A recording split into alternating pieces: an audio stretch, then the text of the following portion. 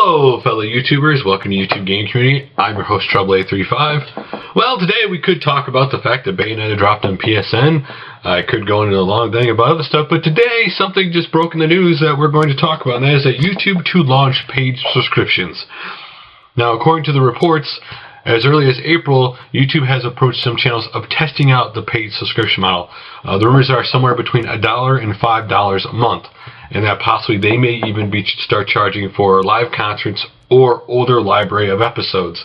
Now, this is something a lot of people have feared or predicted YouTube would go for a while. YouTube itself has even kind of commented on there are subscription models they can go to. Now, this is in this case, this is more a lure for the bigger media companies to come onto YouTube and to make money. Like, for example, a pay-per-view. You could literally do a live pay-per-view and charge, you know, eventually charge as much as a regular pay-per-view on YouTube.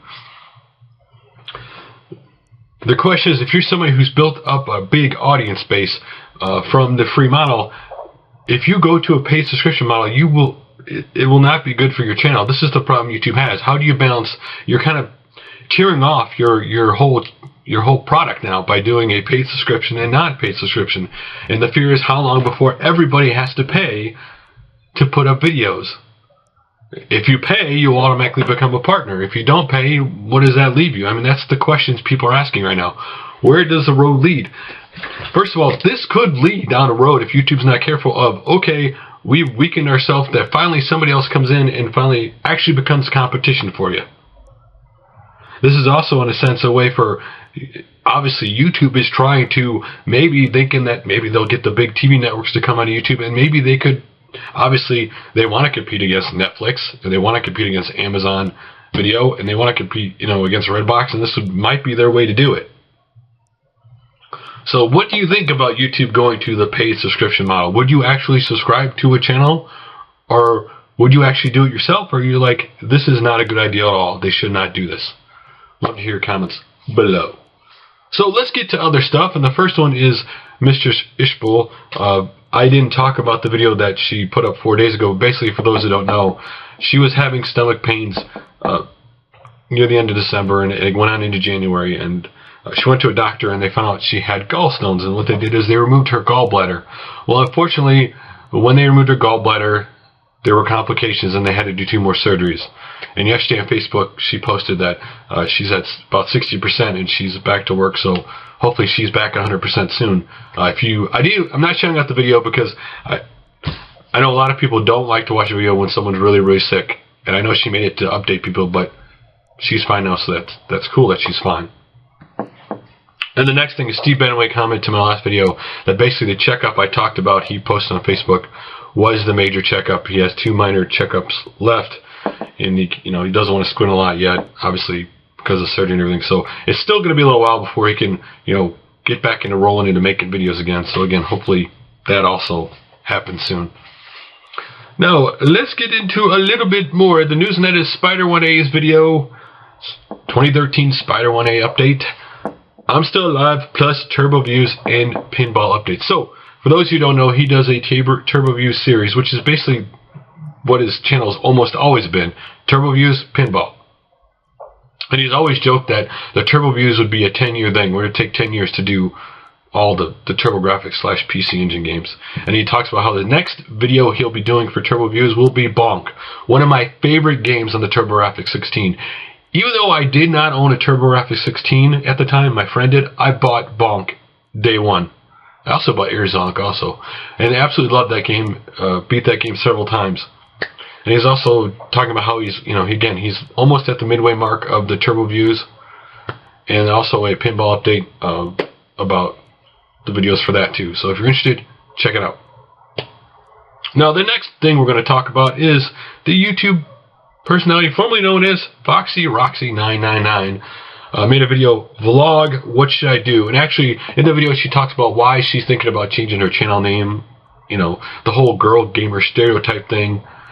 And she's changed her channel name to A Girl with a Plan. Now my thing about stereotypes in general, like this situation, is there's a lot of people on YouTube who took a stereotype of some kind or another and they turned it into a positive. And I think you make it what you want of whatever that that stigma is that you got attached to your channel. You can make it a positive thing or a negative thing. And I don't think but again, it's a personal decision. If you don't like it, then cool. Just change your name. Again, she still makes great videos, so go check it out. Now, getting into a new series someone started, and this is GamingHistorySource, and the video is the YouTuber Spotlight #1, Luasdublin. Let's get retro. Now, he posted in the description of this video that he would like to do, or planning on doing, 5 of these a week, and to basically, for him to shout you out, you have to make a promo video yourself and send it to him, and be very active on making videos on YouTube. Those are the only 2 requirements. So, if you're interested, go check it out. Go check out the channel he's actually shown. Pretty cool channel. And in other news, we're going to go to Doginmylense's channel for Fire Emblem Awakening. Broken street date for pre-orders. Fire Emblem Awakening was supposed to be released on February 4th, but apparently it's some places it is broken street date early. So if you've ordered the game, check to see if you can get it now. Every so often the game breaks street date early, and it's cool for the people who actually want to play the Fire Emblem, a series I've never played. I need to get into someday. And let's get into a little customization of controllers, shall we? And go to ControllerPlus-Custom painted Airbrushed Xbox 360 controller, University of Michigan. Now this is a cool custom painted controller with cool LED lights that when you actually shut the lights off, the University of Michigan symbols light up. They actually, in the description of this video, they have a link to their store where they actually make custom controllers, and you can actually make your, fill out a form of your own custom controller, and as filling out the form, they have the prices. You can see how much it costs if you want them to make your custom controller with a custom logo and a paint scheme, and from bumpers on your Xbox 360 controllers to everything. If you're interested, go check it out. Really cool video. They have a lot of cool custom controllers on their channel. And next up, from AfterEndMedia, another first of a series, and that is the Game Corner, your first gaming experience. So simply, he talks about his first gaming experience. Go check it out and leave a video response of your first gaming experience. My first gaming experience I talked about before was actually Space Invaders on the Atari 2600 in 1980, a long, long time ago. It blew my mind away, and that's still gaming today. Now let's get to, it's always cool when a couple of YouTubers meet each other, and this is Gamester81's hanging out with Adam RedSouthCity at MAGFest 11. They talk about RedSouthCity's channel, they talk about MAGFest 11, the panels from AVGN, to all the different panels there. I've actually, Red City South, I check out his live stream. He live streams a lot of different games all the time. And that leads me to the last video of the day, and that is, actually there's one other video. RedSouthCity and Half Empty E-Tank combined forces. So basically, RedSouthCity and Half E-Tank, which is actually, has a YouTube channel, and Half E-Tank has a website, and RedSouthCity's videos will be on the website. So it should check out the video. It's just fun to see them playing video game instruments without actually any music. But check it out. Now, the last video of the day that I meant to shout out earlier was from Sean0728, which is from Hutch, as known on YouTube, and that is new Peacekeeper SMG plus Grind thoughts. So this is a Black Ops 2 DLC Revolution. Grind is the skate park map in the game, which I actually downloaded the DLC today.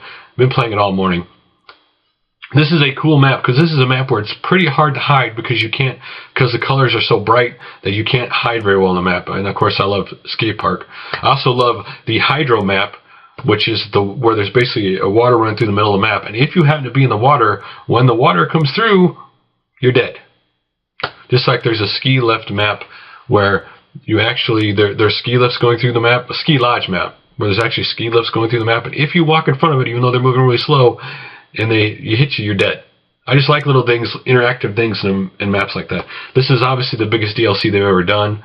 4 multiplayer maps, 1 zombie map, a new zombie mode where you actually play as a zombie, and a new weapon. And the Peacekeeper, actually, I would call that a middle weapon. It's not the best weapon in the game, and it's not the worst. And one of the worries a lot of people, including myself, had was the Peacekeeper would be like an overpowering gun. But it's not. So, that is basically everything going on for now, guys. Talk to you guys later.